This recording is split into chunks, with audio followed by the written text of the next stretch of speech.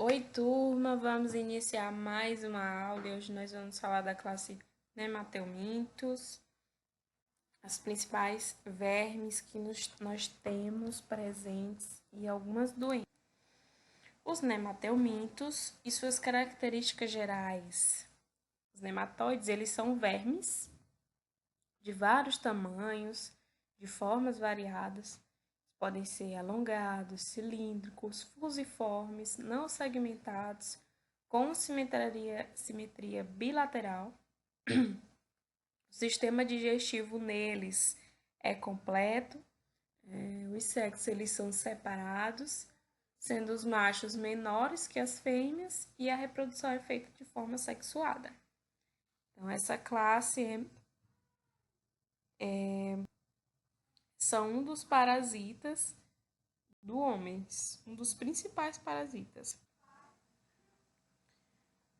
E eu trouxe algumas doenças que vocês podem acompanhar pela apostila. Esse material aqui eu tirei da apostila, tá? Pra gente dar uma lida. Ascaríase ou Ascaris lubricoides. É exclusivamente do ser humano esse parasitismo, essa lombriga.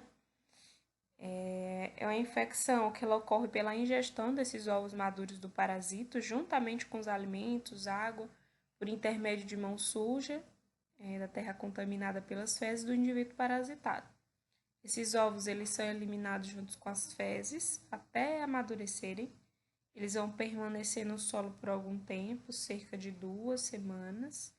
E aí é nesse tempo que a larva se desenvolve e assim o ovo vai ser ingerido pelo novo hospedeiro e vai dar continuidade ao desenvolvimento da parasitose. Por isso, a Ascaris lubricoides é classificado como um gel-helminto. Está na natureza. Como se pode ver, nesse caso ele não é transmissão direta fecal-oral. No hospedeiro, o ovo ele eclode, libera a larva, depois ele percorre um caminho especial, vai passar por vários órgãos, se desenvolver para até enfim atingir o intestino delgado, onde ele vai permanecer na forma adulta e vai ser eliminado os seus ovos. A ascaridíase é, na maioria das vezes, assintomática, sem sintomas. Quando ela apresenta sintomas, os mais frequentes é desconforto abdominal, cólicas, má digestão, perda de apetite, irritabilidade, coceira no nariz, ranger de dente à noite, e torna-se grave quando o número de parasitas ele é elevado e acaba formando um novelo, bloqueando a passagem no intestino. E aqui eu trouxe um ciclo biológico da Ascaris lubricoides. Na verdade, é esse mesmo ciclo, né? Só que através de imagem, uma forma ilustrativa. E aí começa no número 1, onde essas fezes são eliminadas no ambiente. E aí 2 ele vai ser fertilizado, passar aquele tempo de 2 semanas. 3 ele vai se tornando um ovo. E aí vai ser ingerido.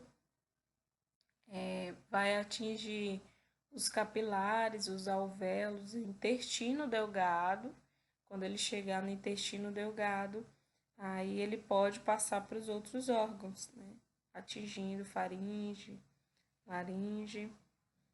Aí a ilustração 1D diz que existe o macho e a fêmea, para que ocorra o surgimento de novos ovos. Do lado tem dizendo assim, migração sistêmica. Seco, veia, fígado, coração, pulmão, faringe e intestino delgado. É aonde ele percorre por todo o corpo, né, o parasita. A outra doença é a enterobíase, ou enterobiose.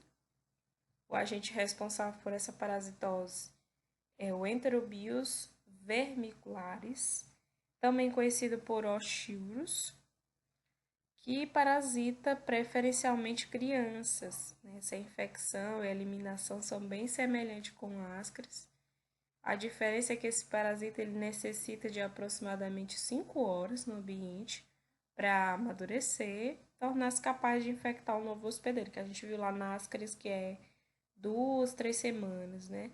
Aqui são só 5 horas. Então, nesse caso, pode ocorrer uma autoinfecção e também uma transmissão direta oral, o que contribui ainda mais para o aumento da parasitose.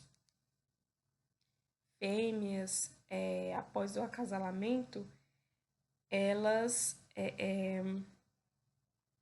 no intestino grosso do hospedeiro, elas vão se dirigir a essa região perianal, próxima ao ânus, onde vai eliminar seus milhares de ovos, um processo que acontece normalmente durante a noite, e aí vai provocar no indivíduo uma forte coceira na região do ânus, incomodando. O exame ele vai identificar o parasita, que vai ser feito através das fezes, mas o ideal é uma fita gomada, né? Pela manhã, antes do banho, ele vai ser colado uma fita transparente nas proximidades do ânus, e essa fita ela vai ser colocada depois numa lâmina de vidro e vai ser fornecida para o laboratório para ser feita uma análise clínica, a qual vai ser analisado, né, em microscópio óptico pelo laboratório para tentar se encontrar os ovos do parasita. A outra doença é a ancilostomíase ou amarelão. Os agentes infecciosos responsáveis por essa doença não pertencem a dois gêneros, Necator e o Ancylostoma duodenale. Em relação ao Strongyloides, a diferença no ciclo desses dois parasitas é que elimina ovos nas fezes. Esse outro também é um nematóide, tá? Depois vocês vão dar uma pesquisada para ter maior detalhes. A diferença dele é que o ciclo deles, um elimina ovos e o outro elimina larvas, que são lançados no ambiente juntamente com as fezes e mais tarde eles vão eclodir e liberar as larvas.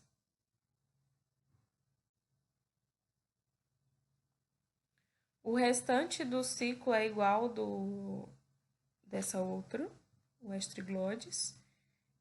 O Ancylostomídeos, eles vão se fixar na mucosa do intestino por meio de algumas estruturas especiais, semelhantes a dentes, e aí vai provocar essas lesões da mucosa.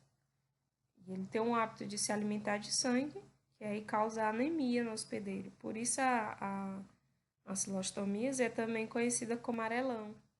De tanto essa verme ela se alimentar do sangue, vai tirar grandes células, as hemácias, e aí vai causar essa anemia, esse amarelo.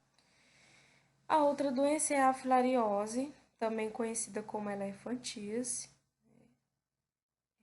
Existe um grande aumento dessa doença, principalmente onde ela acarreta principalmente os membros, principalmente as pernas e os órgãos genitais externos das pessoas infectadas, raramente braços e mamas. O parasita é a Wuchereria, que requer no seu ciclo de vida a presença de um mosquito vetor chamado Culex, também conhecido como pernilongo, muriçoca, carapanã. A infecção ela ocorre quando o mosquito ele é parasitado ao picar o homem para se alimentar, e aí ele transmite as larvas da filária. Elas vão dar origem aos vermes adultos, vão medir de 3 a 10 centímetros, se localizando nos vasos linfáticos. Elas vão promover reações inflamatórias, edemas, né, vão formar novelos e vão causar uma obstrução parcial ou total dos vasos. Como a circulação linfática tem por função retirar o excesso de líquido dos tecidos. Sua obstrução ela vai causar um inchaço no local. Preferencialmente à noite, essas fêmeas dos vermes vão liberar larvas onde elas vão circular no sangue do hospedeiro e pode ser diagnosticada através do exame de sangue, onde vai ser colhido exatamente nesse horário da noite, de 10 a 4 horas da manhã.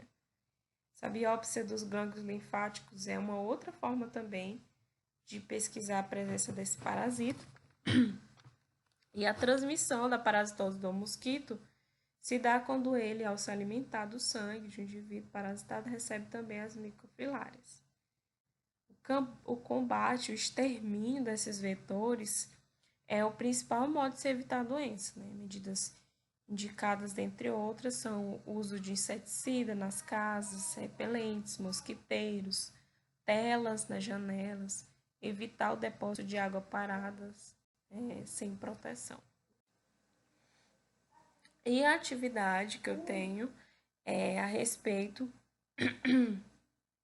da produção de um caso clínico. Eu quero que vocês produzam um caso clínico, onde esse paciente vai desenvolver uma ascaridíase. E aí esse paciente, eu quero que vocês vão criar a situação para mim. O que já aconteceu foi que eu passei um caso clínico para vocês. E agora eu quero que seja feito o contrário. Vocês vão passar um caso clínico para mim, escrever uma historinha bem bonitinha. O seu João, não sei quantos anos, mora em tal cidade. E aí vocês vão contar uma historinha bonitinha, onde vai ser descrita a forma de contágio, os sinais e os sintomas que ele apresentou. E assim, outros dados. Não esqueçam de idade, ou então se a pessoa tem outras doenças. Usem a criatividade de vocês, tá bom? E aí eu recebo por e-mail, mesmo e-mail, até a nossa próxima aula, que vai ser terça-feira, tá bom? Um grande abraço, muito obrigada, gente, por vocês chegarem até aqui, por vocês estarem tendo paciência. É um conteúdo, assim, muito denso, porque são muitas doenças, né? Mas, aos poucos, a gente vai estar finalizando essa unidade e aí a gente vai começar outra unidade, onde é mais leve, tá bom? Sem muitas questões de formas de contágio, mais tranquilo. Que a gente realmente precisa dar esses passos, precisa realmente ter uma noção dessas doenças. Não é que a gente vai aprender todas, né? Mas a gente vai ter uma noção, ter um direcionamento, principalmente relacionado às formas de prevenção das doenças. Tá certo? Um grande abraço e até a nossa próxima aula.